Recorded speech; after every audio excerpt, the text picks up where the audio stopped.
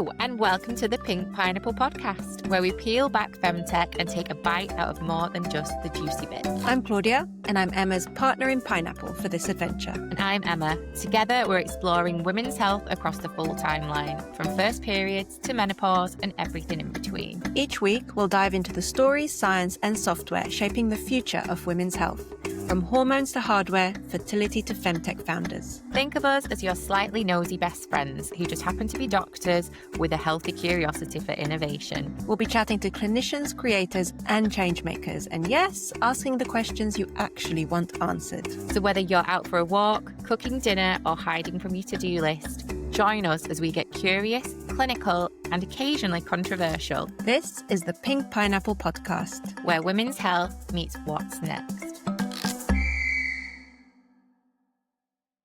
Hello, everyone, and welcome to another episode of the Pink Pineapple Podcast. We are really fortunate today to have Dr. Eleonora Benhar from Natural Cycles with us. She's a particle physicist by background, and Claudia and I have been so excited to record this episode. This has been on our episode wish list, and we couldn't be more grateful to have Dr. Eleonora with us now. We have also, obviously, got another guest with us. We wouldn't expect anything less. Claudia, what have you got in your fruit bowl for us? I've got my slightly moldy pineapple today. I'm really sorry, but it's a little bit old. It's getting a little bit rusty. It's not the same pineapple, by the way, that I've had for weeks, but here she is. She's got a sleeping mask on and she's got a little thermometer, my favorite thermometer. Brawn. Brilliant. Is this your favorite thermometer, Emma? You can't beat a tympanic, a Brawn. You can't beat a Brawn thermoscan. I'm not paid by Brawn. This is kidding. But anyway, so this is the pineapple of the day. And the symbol here is really that, she's waking up in the morning and she's checking her temperature incorrectly using a tympanic thermometer, but it's all that I had. I'm really sorry. So we will go into some more details around the proper way to be checking your temperature with Natural Cycles later. But yeah, here she is. Beautiful. Wonderful. We'll ship you a proper oral thermometer next time so you can... Christmas present ticked off already. We've not even started the podcast properly. So, Eleonora, thank you so much for coming. For our listeners that haven't heard of Natural Cycles, please could you give us a brief overview? Of course. First of all, thank you so much for having me. I'm also very excited to be here with you and talk about Natural Cycles, which is something very close to my heart. So what is it? I would say it's a digital birth control. So the company was founded 13 years ago by physicists Helena Berglund and Raoul Spertzil. And the idea was really to fill in the gap around non-hormonal methods. So there are among the various methods of birth control. Hormonal ones are, of course, very common and quite well studied, but among the non-hormonal options, there aren't that many options available that are easy to use, so scalable, let's say, without training, and also effective at the same time. So really trying to fill that gap and try to expand the birth control or contraceptive options for women. They developed this birth control app, which is taking as input body temperature and period dates. The body temperature indeed was originally measured only with an oral thermometer, and then we later on expanded to more wearable devices. I'm happy to expand more on that later on. But the idea is that you measure your temperature during the night or in the morning with some devices that, of course, need to be appropriate and measure temperature accurately. And then you input this data into the app, and the app will display if this is a day that you're at risk of getting pregnant or not. And this is something that indeed was not available before. And this being a form of contraception, it's considered a regulated medical device. So indeed, to be able to sell it and market it as a birth control or contraceptive option, we really had to go through all of the regulatory approval processes. And we are the first and only FDA approved and CE marked contraceptive available. Fantastic. I mean, that's really impressive that you've managed to navigate that regulatory process. I imagine that was quite an undertaking from yourselves. How did you find that? It was fun, I have to say. I don't know many people that would answer to a question about how to approach regulations this way, but I find it very interesting because it was indeed a completely new category. And this meant that we really need to think out of the box. And we needed to convince CE regulators on one hand and the FDA on the other to bring them with us and really think together what kind of clinical evidence will be needed, what kind of indeed risk category will this product belong to, what kind of claims can we market associated to this product. And I found that personally a very stimulating process. I also feel that it was really a good challenge to have from the get-go as a company, because we then set ourselves really apart from all of the other apps that really cannot be used as birth control or contraceptive, and that don't have all of that clinical evidence backing them up. So I think it was also really a boost to really provide that clinical evidence from the beginning, understand what was relevant to the regulators, what they needed to see in order to really trust the product and believe in it. And it also forced us to have a quality management system from the get-go, which is something not many tech companies have. That's really where, the health tech part is important, that you're somewhere between these huge tech companies and the more traditional pharmaceutical ones. And you need to bring all of these regulations in a world that actually moves a lot faster than traditional pharma companies. And so it was also, once again, I would say, a really interesting exercise and challenge to approach, to bring this quality management system and way of working where everything is regulated, where we validate everything, we're audited every year, without actually slowing us down. So I think it really boosted our way of working and producing high quality products without indeed becoming too slow in the whole process. So Yeah, I like it. I think your positivity around it is why it was so successful, I guess, and did so well and, went through with it. Because if you have this very positive mindset around it and you look at regulation actually as a positive part of the process and not a negative thing, then it really, it's a real benefit to you. It's a real benefit to the company, but it's a real benefit actually to the women that use the product as well. I love the way you framed that. I think that's very I nice. fully agree. Yeah, I want to definitely. take sorry, Emma. I want to take a bit of a step sort of backwards, let's say, and just have a little think around the menstrual cycle itself and around other forms of natural contraception that there are out there. I think for a lot of women, they don't grow up knowing a lot about their menstrual cycle, about when their fertile window is, when they're ovulating. We kind of learn that you have a period every 28 days, which is not true for everybody. And that's about it. So, I mean, what's the biggest misconception, would you say, that people still have about how the menstrual cycle actually works? I would say there are many, first of all, because indeed, the menstrual cycle, and I would say more generally, women's reproductive health has been a taboo for so many centuries, really. So the stigma really started, I don't know how much time ago, and it's so rooted in history and culture, power dynamics. So it's very hard to really go at, really, how to say, fix this and try to be more open and transparent about these topics. I do feel we're making progress. So I was really thinking about my own experience and thinking, probably my grandmother, she did not even think this was a topic to be discussed with her daughter, right? So no, absolutely not a thing that you would bring up.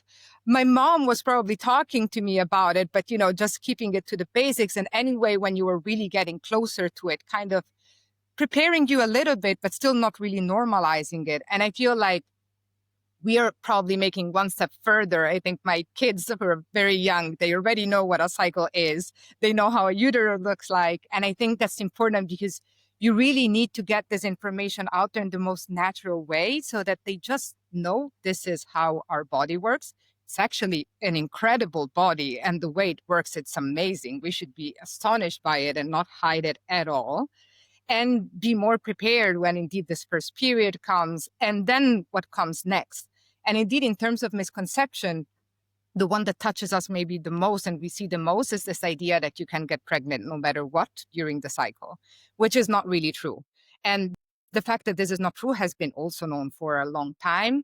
And it's the idea behind the family of methods that it's called fertility awareness-based methods. So the idea that you are actually only fertile for a short, I would say, a limited fertile window during the cycle.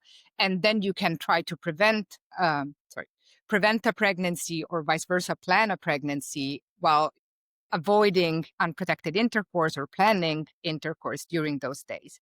So the reason why this is that actually for a pregnancy to occur, you need an egg and you need a sperm to fertilize it. Like if you don't have these two things, you're not going to get pregnant. And the menstrual cycle works in a way that, the body really prepares at the beginning of the cycle, and more or less at the middle, but the more or less is also important. Let's say more or less halfway through, an egg is released. And note that this egg actually only lives 12 to 24 hours. So it's really short-lived. So it has to be fertilized during this very short window. Now, actually, the time that a woman can become pregnant from an unprotected intercourse is a bit longer than that. And that is due to the fact that sperm can enter the female body before and survive, wait for the egg to be released, and then fertilize it. So it's the combination of the egg survival time and the sperm survival that really defines this fertile window. And all studies are more or less agreeing on the fact that sperm can only survive up to 5, sometimes 6 days. And so this combination of the 5 days plus the day of ovulation itself determines this 6-day fertile window. And after that, like, the egg dies. So there's no, even if you have unprotected intercourse, there will be no egg to fertilize. So you cannot be pregnant. And before that, indeed, the sperm will not survive long enough to fertilize the egg when it comes out.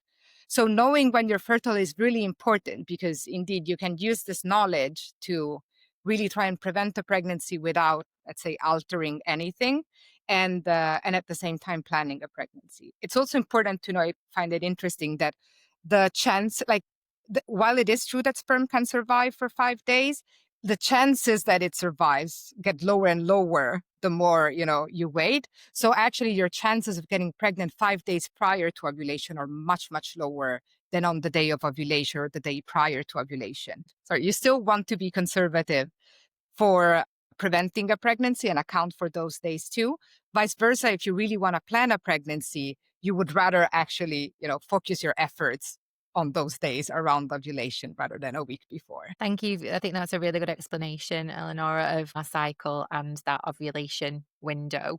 With that in mind, how does Natural Cycles use that as a way of developing this natural contraceptive method? It'd be interesting to kind of a little bit more. I know we've seen Claudia kind of brandishing around the thermometer, but it'd be really good to know a little bit more about how the app works and some of the reasoning behind it. Yes, gladly. So indeed, the app, I would say, works based on science. So it's knowledge and measurements taken by the user.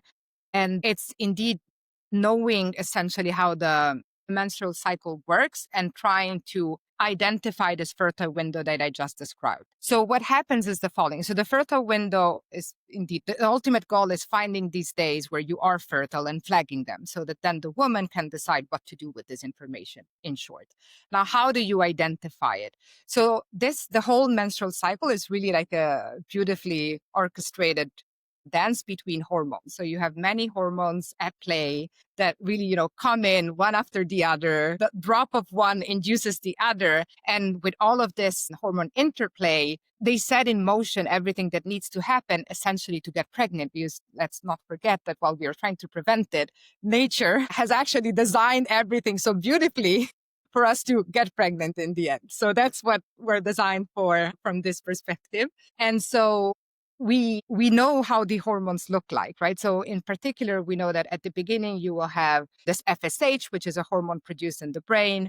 And this is triggering or telling the ovaries to start maturing a few follicles. These follicles are sacs that are filled with fluid. And inside the follicles, you will find the egg cells. So we mature a few of them at the time. That's also really interesting, because to really maximize chances of conception or fertility, we produce more than one, or we start maturing more than one.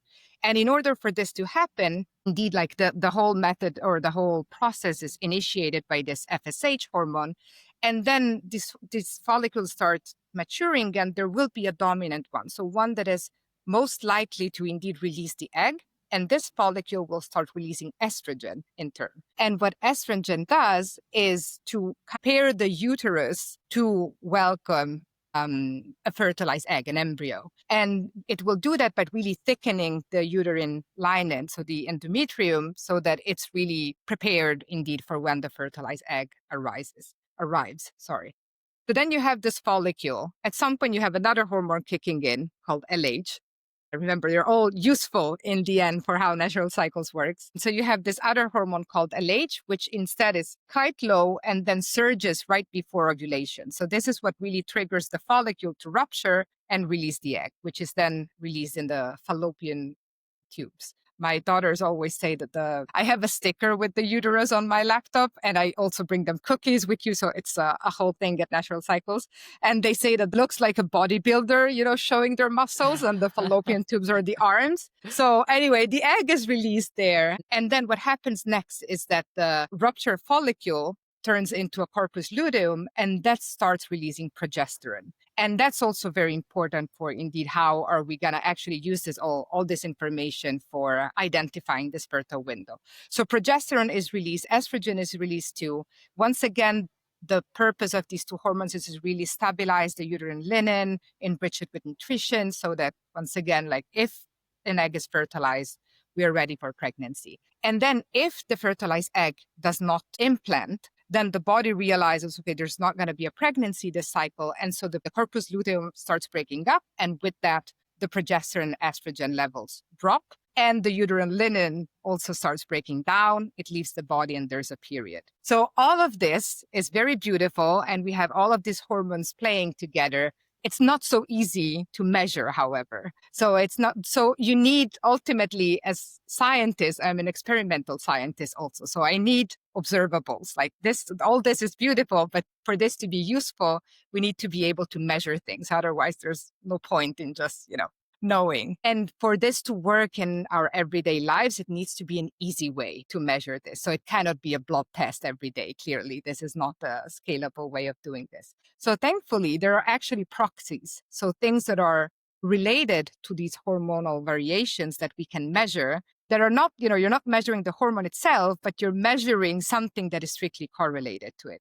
In our case, that's body temperature. And to be even more precise, it's the resting body temperature. So the temperature you reach when you're at rest during the night. The reason why temperature is correlated to this whole menstrual cycle is because when we start releasing progesterone, our body temperature gets elevated a little bit, like about 0.5 degree Celsius. And that's because the progesterone also has a thermogenic effect on the bodies. But long story short, progesterone is being released, our whole body temperature rises a little bit. And this is a measurable rise. So something that we can indeed see if we measure a temperature with an oral thermometer, for example. Of course, I said, that's the temperature we reach during the night. So ideally, you measure it during the night. If it's an oral thermometer, you measure it as soon as you wake up, as the pineapple would have done with the nice mask. And so that's exactly the basics, let's say, the physiology. So when you have your period, so when the whole menstrual cycle is starting. That's also an observable biometric.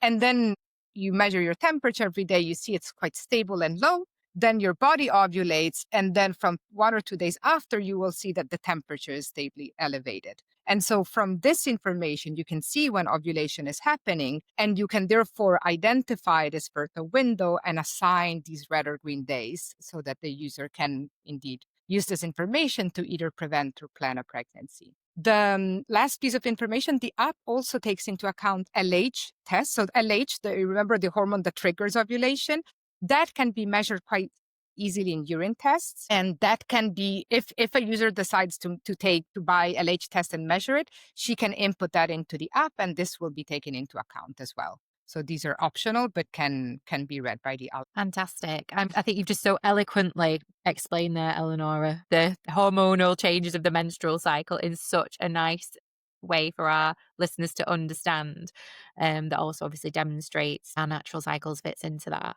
How do you go about doing the same for people who are planning on using the app so that they understand the science but they feel confident? I think, as we've kind of alluded to, our body is as a woman is designed to become pregnant. And we can sometimes find that people get very anxious when it comes to choosing their methods of contraception, or equally on the other side, how they're choosing their fertility awareness methods. So how do you build that confidence, especially with those two defined user groups? How do you do that at Natural Cycles? I would say evidence, like showing, like doing research, publishing that research, and then disseminating it and communicating it very transparently to our users. So, for example, when it comes to birth control, what our users will be mostly interested in is the effectiveness or the failure rates, if you want. So we know there's no birth control that is 100% effective, right? So there will be some unintended pregnancies, no matter what birth control method you use. And it is important for couples, I would say. It's often considered like the decision of the woman alone, but it would be nice if it would be a more shared decision.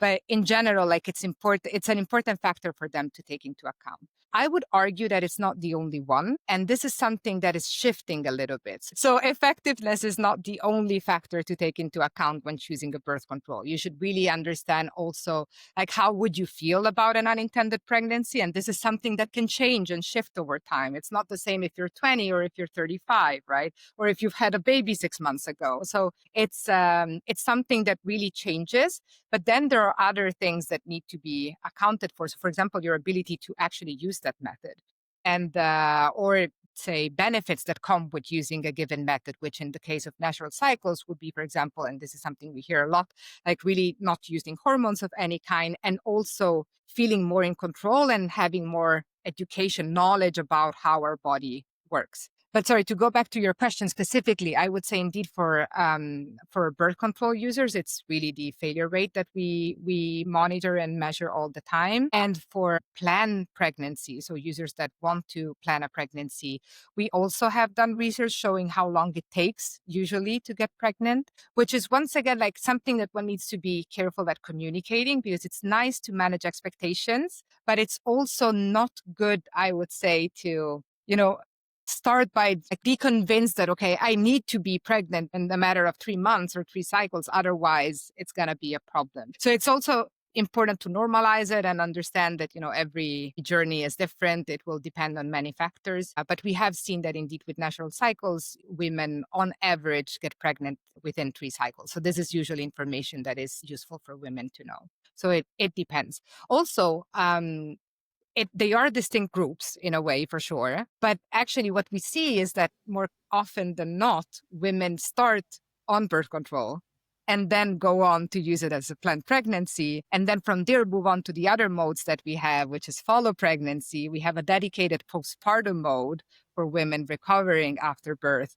And then they go back to birth control. So it's really a companion, really, that you can use along the whole reproductive journey. And very recently, like less than a month ago, we now released the perimenopause mode, which is instead tailoring this later stages of the reproductive life. So it's a continuum. Yeah, that's great. And you mentioned failure rates. What are Yes. the failure rates when using Natural Cycles as birth control? So the failure rates, we always present 2 different numbers, which is typically the way that effectiveness or failure rates, again, need to be presented for when talking about contraception. The difference between the two, so what they measure is quite simply, let's say put, is how many couples using a given method will fall pregnant in a year of use. So this is, in short, what we're measuring. Now, what the 2 numbers are called typical use failure rate, or PI per index, or perfect use PI. And the latter, the perfect use, is when you use a method really according to its instruction for use. Example, like if we're talking about the pill,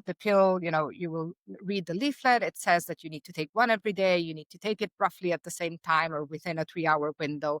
And you do exactly that. So if you do that and you still fall pregnant, that falls under perfect use. And of course, it can happen because the method itself has a method failure. And then you have the typical use, which instead accounts for real life use, which includes the fact that you will forget the pill one day or the other, or maybe there are many, many ways that indeed you can deviate from this perfect use. Now, in the case of Natural Cycles, what perfect means is that when you're given a red day in the app, you will either abstain or use protection. So that's it. Like there's no requirement to measure every day or to measure every day at the same time or to have a very regular cycle. Like there's no other requirement other than indeed, if it's a red day, you should either abstain or use protection. And of course, people deviate from this behavior too, because people are people and they will do whatever they prefer doing. And so we have this perfect use, which is 2%. So we'll have 2 women out of 100 that over the course of 1 year will fall pregnant.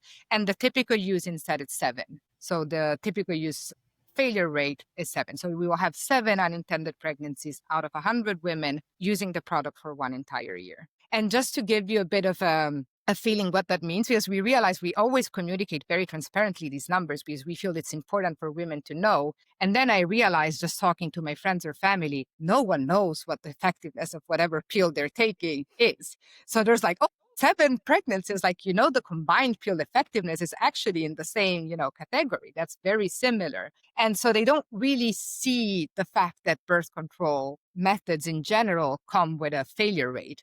That indeed, if depending on how important that is for you to prevent a pregnancy, you should consider this. So there are methods that are more effective, for example, than the combined pill and natural cycles. And these are the LARC methods, so the IUD, for example. So all methods that also don't really rely on the user to do something, is just put it in and you forget about it, will usually come with a higher effectiveness. But as I said in the beginning, effectiveness is not the only factor really that women consider when choosing their birth control. Great. Thank you. That makes a lot of sense. And I wanted to ask you actually, so my understanding of basal body temperature is that, as you said, it rises after ovulation. Mm-hmm. Correct. You know you have likely ovulated, but it doesn't say you are going to ovulate. So it's retrospective, meaning, it's looking it's like looking backwards. It almost confirms something has happened, but doesn't warn you that something's about to come.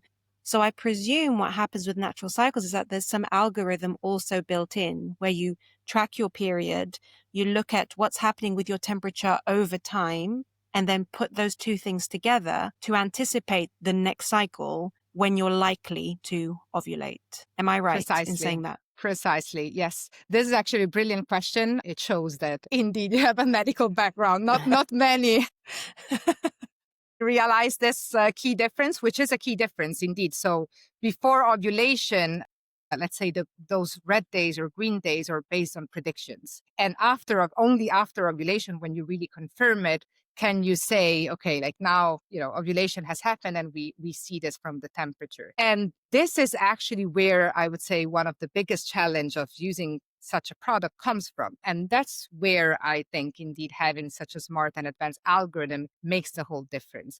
So more simple, let's say, or simplistic FABM methods or fertility awareness-based methods, they just don't allow any green day whatsoever prior to ovulation. And indeed, when we used to do this with paper and pencil, that was pretty much the only way of doing it if we were using temperature alone. But because now we have this smart algorithm that is really using all of this historical data, is doing advanced statistical calculation on the fly, like things that we would never be able to do, traditionally. So every temperature that goes in is processed by actually a layer of algorithms if it comes from a wearable device. And all of this information, past information, population information is taken into account to make predictions on when you're likely to ovulate, estimate, how many red days, or actually estimate what the fertile window should be. And then the algorithm will provide extra red days to make sure that the fertile window is covered. So the key aspect here is really that the algorithm will always err on the side of caution. And when these predictions are more uncertain, because, for example, the woman has a more irregular cycles, or she is just coming off hormonal birth control and her cycle is disrupted, or she's had a recent pregnancy. So in all of these cases, the algorithm acknowledges that its predictions will be a bit more uncertain because indeed of the situation. And as a result of that, will be more conservative and provide more red days. And this is, I think, a key advantage maybe of the design, which makes it so that natural cycles can be used by everyone and from day one. So there are other methods, for example, that tells you you need to track your cycle for 12 cycles. And then with this information, you can start using it. Or If your cycle is irregular, you cannot use it. So there are a lot of constraints, which again made perfect sense in a world where you had quite a simple algorithm or set of rules. But in this case, the algorithm really adapts to the situation. And so we don't see, for example, a difference in the failure rate between women with irregular cycles and women with regular cycles, because the algorithm will adapt and provide more red days to make sure that that fertile window is indeed covered. And once again, like we try to collect all the information at sign up. For example, if they are coming off of the pill, just, days before, recent pregnancies, breastfeeding. We also collect information on other factors that may have an effect on the cycle, like drinking or on the temperature, vice versa, like alcohol consumption, sleep disruption, being sick, or medication. These are all things that are either measured with the wearable devices automatically, or they are flagged by the user in the app so that the algorithm takes it into account. Or even more, like if a temperature, for example, comes in and it's really statistically incompatible with what the algorithm would expect you to have in that part of your cycle, it will just deviate it automatically. So there are a number of safety nets to make sure that indeed, if the algorithm is not sure, it will just return a red day. Yeah. And you mentioned also about pen and paper as well. So thinking about pen and paper, because again, with the medical hat on, I always learned that there's a 25% failure rate if you are just using a calendar method. So pen and paper, basically. So that's the difference, I suppose, is with this algorithm and with the temperature combined, you've got a 7% typical use failure rate versus the 25% if you were just tracking it yourself on a calendar. Exactly. And I would add, so I would say that indeed the difference between traditional methods is on one hand the effectiveness or failure rates, which is definitely a big improvement, and also the ease of use. So that's the other aspect that we try to really keep in mind when designing or developing the product. So first of all, just the app design, like the interface is made it so that it's very easy to add all this information. You don't really need to worry about things. So whenever the app requires information from the user, it will prompt her and ask her, please let us know if your cycle may be disrupted for this or this or this reason. So the interface is very easy to use. The algorithm takes care of everything. And the other, I would say, milestone or real innovation that we've brought on since I joined is the use of wearable devices instead of the thermometer. So that to me, I mean, I've been a loyal thermometer user at the beginning. I used it for years. But the moment I realized that we could use a wearable device, I just switched to a wearable device and never looked back. And this is something where we really explore the completely uncharted territory. Like we just knew that, okay, wearables are becoming more and more common. And it's clear that women are using it. The first wearables didn't have a temperature sensor. Actually, like still up like to now, the biggest brands are adding temperature sensors either now or they have done in the past year. So it's still quite a recent trend.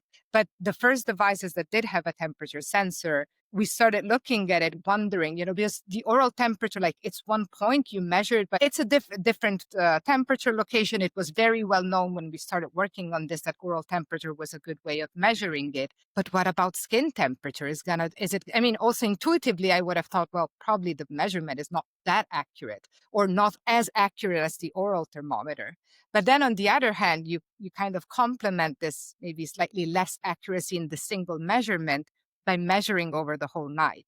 So this is the key part with the wearable devices, that you can really then have this entire spectrum with thousands of data points that with, once again, like advanced algorithms, you can move all the noise and get one very accurate data point. So what we've seen with the Oura Ring, for example, it's the first device that we've studied, is that the correlation between these temperatures extracted from the Oura Ring were just as good, if not even slightly better than the oral thermometer. And this, of course, opens a whole world of possibilities, because you can use this in much easier, much smoother way. The experience is so seamless. It can work with different stages of your life where the thermometer might not be the best option. I have started struggling with the thermometer when I had a newborn at home. And if the baby wakes you up and she's crying, you're not going to say, wait a second, sorry, I need to measure my temperature before getting out of bed. But with the ring or the watch, in the case of the Apple Watch, this, you just don't worry about anything. And this is making a big difference, I think. And I honestly think wearable temperature measuring is really the future of these sort of methods. Can I just ask, Eleonora, newer wearables are collecting temperature information. What about the other information, the other data that they're gathering? Because we know that hormones have got such an influence on all aspects of our physiology, not just what's going on in the pelvis. So have Natural Cycles been looking at any other data from the wearables, such as heart rate variability and things like that, and feeding that information into the algorithm as well to see if that improves or can potentially improve accuracy? Yes, we have. That's a very relevant question, because indeed, like, then we started with temperatures, but as you said, wearables measure so many other things. What we have already looked at, and we have found that indeed it brings like important information that can be used and is used by the algorithm, is heart rate. Heart rate is more correlated, or it's more easy, let's say, to be used to detect variations due to alcohol consumption. So what we do is we use the heart rate spectrum to see if something has, if it's altered, let's say, from the baseline. And if we do see that, then we use this information to either deviate the temperature or try to correct it, actually, based on the other measurements from that user. Heart rate variability is also very nicely connected or correlated with the menstrual cycle. So it's something that will be used for sure in the future. And I'm sure there will be others. So these are the most obvious one, also the ones that are perhaps easier to measure, or can be found on most wearable devices. But I feel like we just scraped the surface at this point. Like, we will be able to do more and more for sure. Yeah. And super interesting actually about heart rate. You make a really good point there. So there's alcohol, but also, I guess, if you've got a fever, if you've got an infection, very often your Exactly. heart rate will be a little bit higher. So that's actually very smart to consider heart rate almost to be like an alert that perhaps It the is temperature has been influenced by something else. So yeah, I hadn't thought about precisely. that before. Now, we talked a bit about who Natural Cycles might be good for, I suppose. And you said that, it works really great even for people with irregular cycles or people who have recently stopped hormonal birth control or who are post breastfeeding. It takes all of this into account. Mhm. Are there any people that it isn't a good idea for them to use? I would say possibly the only thing that I would, the first thing maybe that I would ask as a clinician, for example, to their patient is whether they are willing to use condoms or abstain during the red days. Because we've seen, as I mentioned at the beginning, the difference between the perfect use and typical use is only coming from that. So women that are still, or couples that are still having unprotected intercourse on red days. So knowing if this is something that they feel like can fit into their routine, their partner is open to using it, using a condom, or anyway, not having vaginal intercourse during the fertile window, I think is probably the most important aspect. Other than that, with the thermometer, I would also have really considered the routine part. So getting into the routine, we saw that was I would say the main reason for people stopping to use Natural Cycles is that they started measuring, they got into the routine, but then they fell out of the routine, and or for whatever reason, as I mentioned, changes in your life or trip, you forgot your thermometer. Like, there could be various reasons. But with wearables, I feel like, of course, it still requires some dedication. Is if compare, for example, to the IOD, it still requires you to do things. So once again, ask the patient, is this something that you would consider doing, actually measuring every day, opening the app, looking at your fertility status? But it's more this, I would say, than actual limitations from a more biological perspective. I would say it's really more the choice of the woman if this is something that she thinks would fit her routine and life. Can I just ask as well, for people who work night shifts,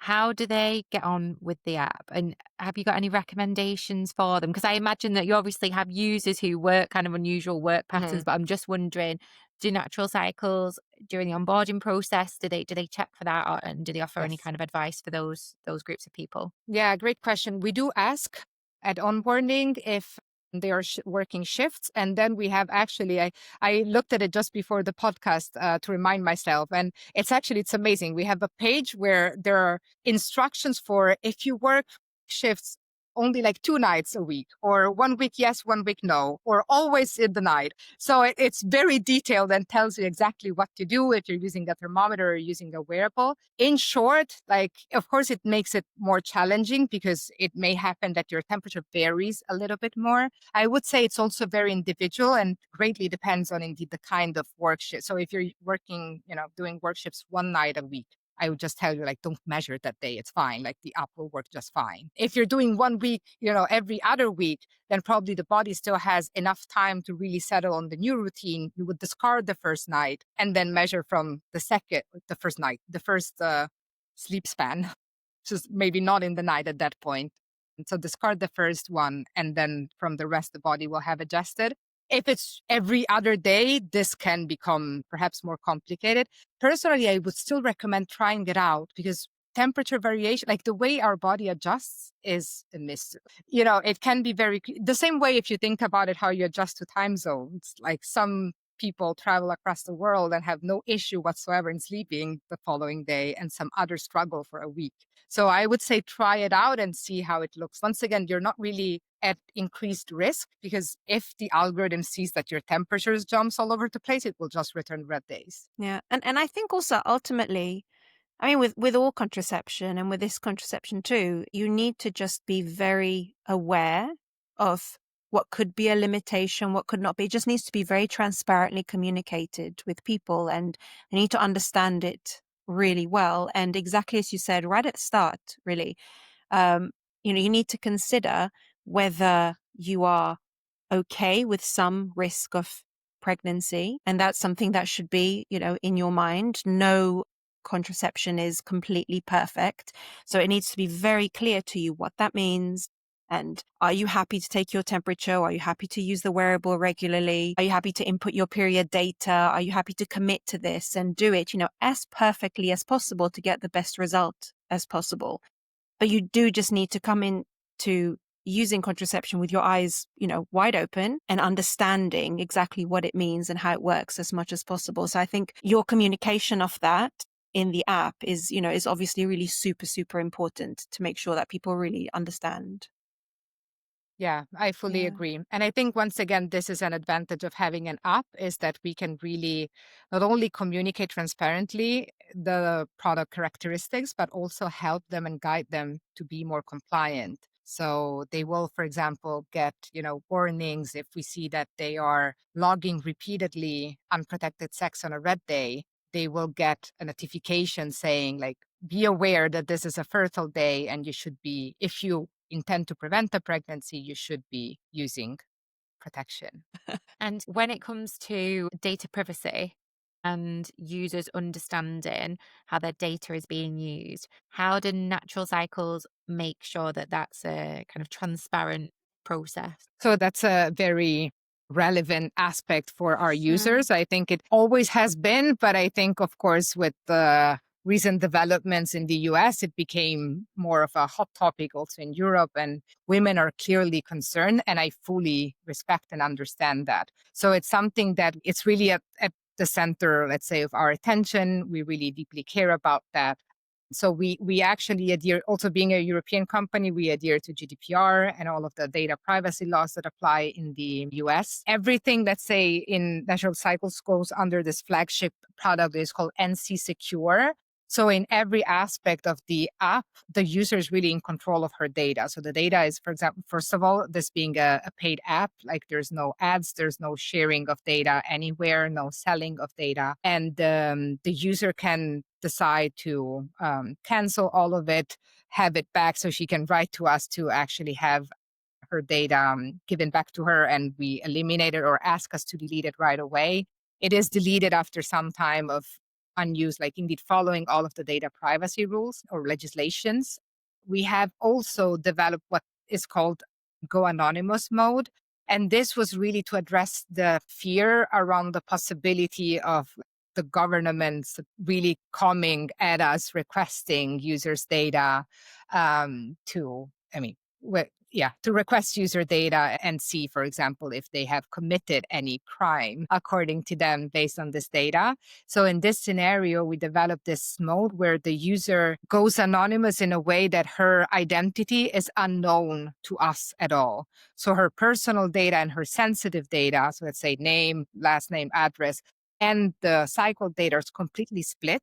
And so if even we were to be asked to share this data, we would actually not be able to say this cycle belongs to this woman. And so this is an additional layer of protection that we think indeed some users feel more, I would say, safe using. It's not, luckily, I would say, not so commonly adopted, meaning that I think not many women feel that there is the need for this added layer of protection, but some do. Indeed, depending on the country they are in, this is also an important thing for them to have access to if needed. And just touching on some of the things that you've mentioned earlier, Eleonora, I know you've mentioned about you newly released perimenopause mode. What is coming up next for natural cycles? Is there anything in the pipeline? Is there anything that users can look forward to, or those that are thinking about exploring the app? Yeah, so perimenopause we're super excited about. This is a complete new, let's say, stage of life that we're exploring now. Another that I would say it's greatly under research. So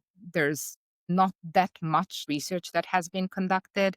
I think that's very important to us to try and fill that gap too. So it's something we've done with natural cycles up to now. So we have now something I'm personally very proud of, that we have 27 peer-reviewed published papers. And some of them, as I mentioned at the beginning, are really looking at the product. So, important information to show the users and the regulators how effective it is. But many of them are not related to natural cycles. They're related to women's reproductive health. So one of the most highest impact paper we've published was looking, for example, at the impact of the COVID vaccination on the menstrual cycle. And this is something, how much money went into all of these trials when developing the vaccine. They didn't collect menstrual cycle data.